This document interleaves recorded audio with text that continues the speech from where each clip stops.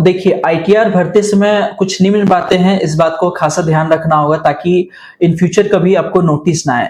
सबसे पहले कि आपको सही आईटीआर का फॉर्म चूज करना होगा कि आपको सैलरीड इनकम है तो आईटीआर 1 डालना होगा, कैपिटल गेन इनकम है तो आईटीआर 2 डालना होगा, आईटीआर 3, आईटीआर 4, आईटीआर 5, इस तरह का फॉर्म को आप सही तरीके से चूज करें।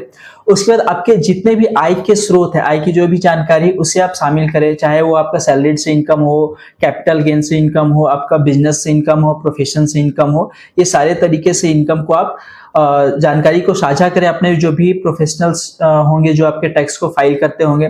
तीसरा है कि फॉर्म 26AS और टीआईएस और एआईएस का सही से आप मिलान करें।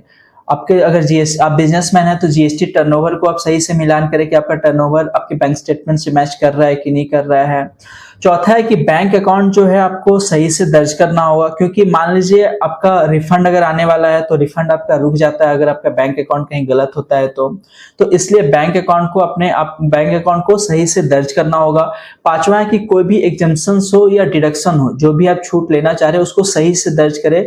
अगर आप फेक क्लेम करते हैं तो आपको नोटिस आ सकती है और आपको फेक क्लेम नहीं करना है। इस चीज का खासा ध्यान रखें कि जो भी है वो जेन्युइन आप क्लेम करें।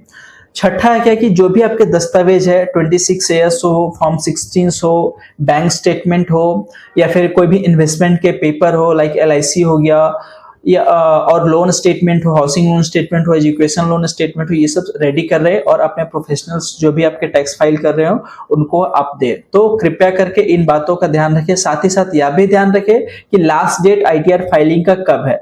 जैसा कि लास्ट डेट जो था वो 31 जुलाई को था। और हाँ, यह भी ध्यान देने की जरूरत है कि जब आप अपना आईटीआर फाइल किए तो वेरिफिकेशंस का पार्ट मैंडेटरी होता है।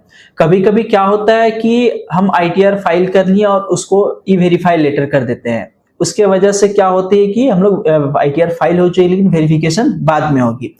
परंतु 1 महीना बीत जाता है और रैंडमली याद आता है कि अरे यार मैंने तो उसका आईटीआर वेरीफाई किया ही नहीं। तो इस बात का आप ध्यान रखें, क्योंकि इसके वजह से आपको प्रॉब्लम हो सकती है। आपको पुनः डेडलाइन अगर खत्म हो जाता है तो आईटीआर फाइल करना या आईटीआर में आपको फाइन लग सकता है। तो इस बात का खासा ध्यान रखें।